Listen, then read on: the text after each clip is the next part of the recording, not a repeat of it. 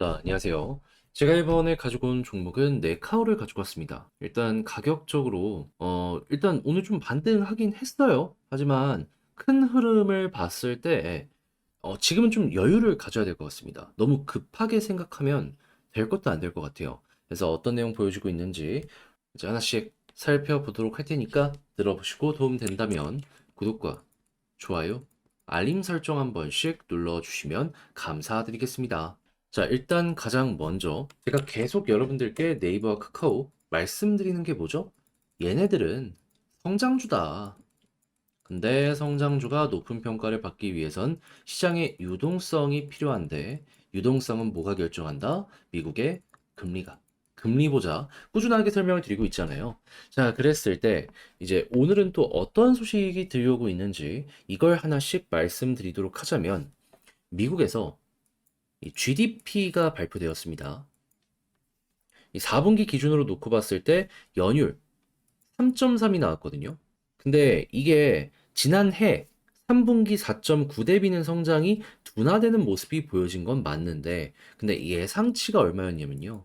2%였습니다. 그러면, 1.3%나 되게 높게 나왔네 라고 볼 수 있겠죠. 그러면 그만큼 이건 어떤 걸 증명하겠습니까?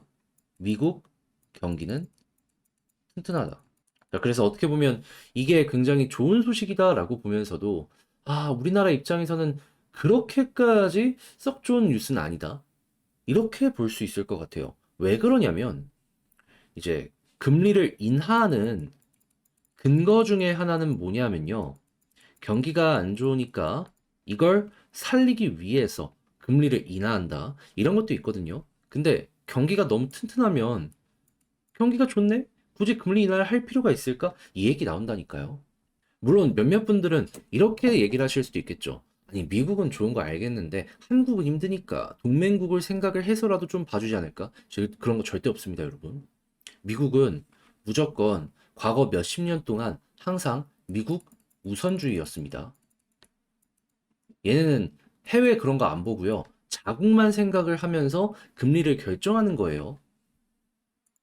그렇게 말랑말랑한 생각하면 안 됩니다. 아무튼 그러다 보니까 이 내용 때문에 금리 인하에 대한 확률은 조금 이제 아쉽게 되고 있다.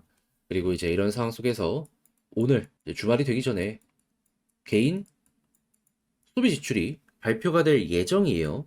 4분기 말고 12월 기준으로. 자, 그랬을 때 이제 예상했던 것보다 여기서 이제 좋게 나오는 모습이 보여지게 된다면은 경기는 튼튼한데 인플레이션은 많이 깎이다 보니까는 빠른 속도로 보다 이전보다 경기가 좋아질 수도 있겠구나 생각을 할 수 있는데요. 이제 어중간하게 나오잖아요. 추세가 좀 꺾인 건 맞는 것 같은데, 이거 조금 더 지켜봐야 되겠는데? 라는 이야기가 나오게 되면은, 그러면 진짜 여기에서 3월 금리 인하에 대한 이야기는 저 멀리 안녕 하고 가는 거죠. 그러면 어떻게 되냐? 당연히 일부는 실망하는 사람들이 생길 겁니다. 그러면 조정 나오겠죠. 하지만 여기서 이제 분명히 짚고 넘어갑시다. 3월 안 된다라고 해서 절망 끝인가요? 그건 절대 아닌 게 5월이 있습니다. 연준에서 분명히 이전에 얘기했어요. 올해 못해도 3번 한다고 금리 인하. 근데 시장이 평가를 하기는 이건 너무 보수적이고 못해도 4번을 할 것이다라는 게 중론입니다. 그럼 4번 하려면요. 중간에 FOMC가 쉬어가는 타이밍도 있다 보니까 아무리 늦어도 6월 전에 스타트를 끊어야 돼요. 그러면 5월 달 아니면 그래봤자 6월이면 얼마 안 차이 나잖아요. 물론 3월에서 5월은 2달 차이 나긴 하죠. 근데 이 3월 것도 언제부터 펌핑이 나는지 생각을 해보세요. 12월 달, 11월 달. 그러면 선반영이 3, 4개월 전부터 진행이 되었기 때문에 이것도 선반영 생각하면 금방 우리에게 다가올 수가 있다라는 거예요. 그래서 영상 초반에 설명을 드렸던 게 여유를 갖자. 그러면 최근 조정 많이 나온 거 이 일정 다가왔을 때 올라갈 가능성 높게 될 것이다.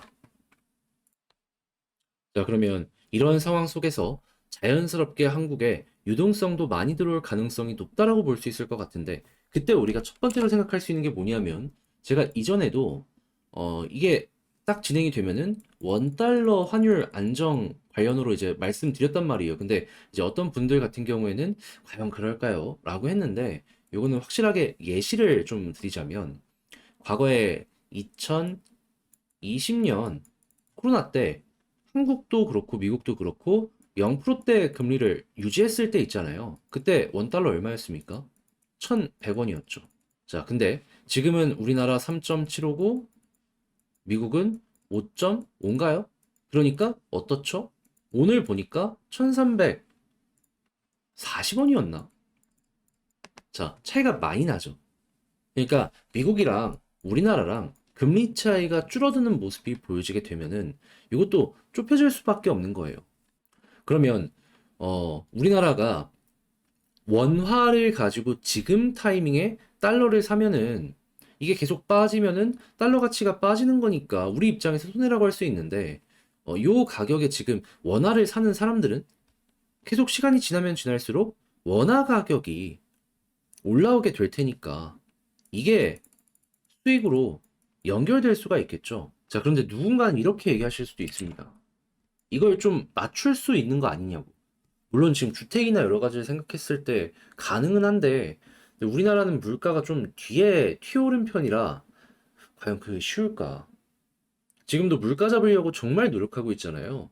물가가 쉽게 안 잡히면은 그냥 뭐 해봤자 3.5?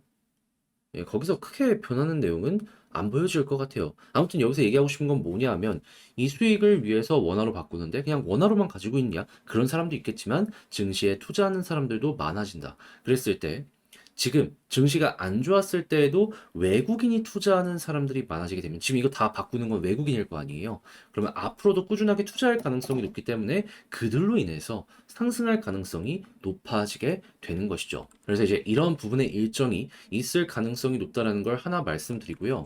자, 그리고 이제 두 번째 같은 경우에는 이때쯤엔 이제 중국도 괜찮을 가능성이 높아집니다. 근데 갑자기 여기서 웬 중국이냐 하실 텐데 지금 전 세계 증시의 흐름을 보면 중국에서 빠져나온 금액이 인도랑 그리고 일본, 미국 이런 데로 가고 있거든요. 근데 한국은 배제가 됐단 말이에요. 근데 거기에 좀 제일 큰 이유가 뭔가라는 걸 좀 보면은 우리나라는 중국의 매출 비중이 높아요. 그러다 보니까 중국이 안 좋다라는 부분, 한국도 안 좋을 수밖에 없다라고 연결이 돼가지고 요즘에 미국 쪽이나 이런 데에서 다 좋은 모습이 보여주고 있는데 한국만 안 좋다는 거 있잖아요. 이 부분이 좀 큰 영향을 미치거든요. 근데 지금 중국에서 어떤 얘기하고 있냐면은 금리 내린다. 얼마? 25bp? 아니, 한 번에 50bp. 좀 큰 결단을 하고 있어요. 여기다가 외국인 유동성 증가를 위한 정책들도 하나씩 바꾸고 있어요. 그럼 증시에 투자가 다시 한번 들어올 가능성이 뭐 엄청나지는 않을 수도 있어도 이전보다는 좋아지겠죠. 그럼 중국 증시 올라가면 이번엔 한국의 차례가 온다. 그럼 이것도 증시 분위기를 좋게 만들 수 있고 네카오 입장에서 얘는 대장이기 때문에 이것도 끌고 올 수 있는 겁니다. 자, 그래서 계속 또 한 번 말씀드리지만 지금은 무엇이다? 이거 결국에 올해 중순이면 다 가지고 올 수 있는 내용이다 보니까 여유를 갖자. 최악은 넘어간 것 같고 이제 여유를 가지고 이 관련 내용들이 우리에게 다가오는 걸 보여주게 된다면 하나만 하더라도 굉장히 큰 효과를 보여주게 될 텐데 둘, 셋이 얽히고 설킨다. 성장주는 이거는 좋을 수밖에 없는 거예요. 그래서 요즘에 들려오는 얘기가 뭡니까? 제약바이오 좋다잖아요. 제가 작년 3분기 말부터 꾸준하게 설명드렸던 게 뭡니까? 네카오 보는 건 물론이거니와 셀트리온 봐야 된다. 왜냐하면 제약바이오의 대장은 셀트리온이기 때문에. 근데 셀트리온 많이 갔죠. 근데 지금은 뭐 삼성바이오로직스 이런 쪽으로 해서 얘기 많이 나오고 있는데 이것도 결국에 다 금리 이 이야기에 영향을 받는 부분이다라고 생각을 하시면 돼요. 좋잖아요. 그러면 이 관련된 특징들의 종목들이 이제 막 바닥을 찍고 올라올 가능성이 높다라고 볼 수가 있는 거고 벌써부터 어느 정도 수급을 끌고 오고 있는 이런 종목들 같은 경우는 어떻다? 향후에 더 좋아지면 더 좋아지지 나빠지진 않을 거다. 오늘 돈 엄청 들어왔잖아요. 그러면 약간 더 빠지더라도요. 여러분들은 이렇게 생각하시면 될 것 같아요. 시작은 5월 전후가 될 것이다. 근데 선반영에 대한 이슈가 이건 솔직히 저도 언제 나올지는 모르겠습니다. 근데 만약 2월, 3월 달부터 이 내용 나오게 된다면 그때부터 올라갈 가능성 높을 것이다. 3월 달 되면 좋지만 안 되더라도 예, 이거는 절대 뭐 좌절 금지. 갑자기 미국에서 뭐 화산이 터져서 난리가 났다. 전쟁 났다. 막 이런 것만 아니면 진짜 문제될 거 없습니다. 자, 그렇게 해서 그럼 이제 올라가기 시작하면 어떤 걸 봐야 되느냐 생각을 해야 되는데 이건 꾸준하게 여러분들께 말씀을 드려왔죠. 금리 인하에 대한 부분 때문에 올라가는 것이기 때문에 금리 인하의 끝이 보여지게 된다라고 하면은 이게 뭐 악재가 엄청나게 발생했다 그건 아니고 그냥 기대감이 해소된다라는 부분 때문에 매도 물량이 나올 수 있습니다. 그러면 이때 어느 정도의 정리를 고려해 보시면 좋겠습니다. 그러면 이제 중간중간 쉬었다가 금리하고 쉬었다가 금리 인하하고 할 것이기 때문에 올라갔다 떨어지고 올라갔다가 떨어지고 올라갔다 떨어졌다가 요 시점쯤에 쭉 한번 저점 이탈하고 그리고 나서 여기서 이렇게 횡보하는 모습이 보여지지 않을까 싶네요. 그러면서도 유동성 장세이기 때문에 한 번씩 튀어 올라가는 모습 보여주게 될 것이고 그러니까 현재에 있었던 이런 횡보 있잖아요. 이게 나중에 조금 더 높은 위치에서 보여줄 수도 있을 것이다 라고 생각할 수 있는 겁니다.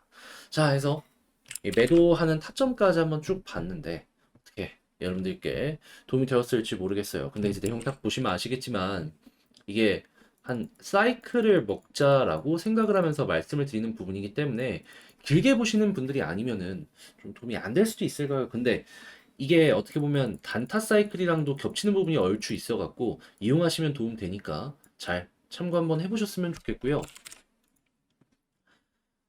자, 그리고 이제 앞으로도 꾸준하게 네카우는 이전에 했던 것처럼 추적 관찰하면서 팔로우하면서 여러분들께 영상으로 말씀드리도록 할 테니까 구독, 좋아요 안 눌러주신 분들은 잊지 말고 눌러주시길 부탁드리고요. 그리고 저는 다음 주에 더 좋은 내용으로 다시 한번 돌아오도록 하겠습니다.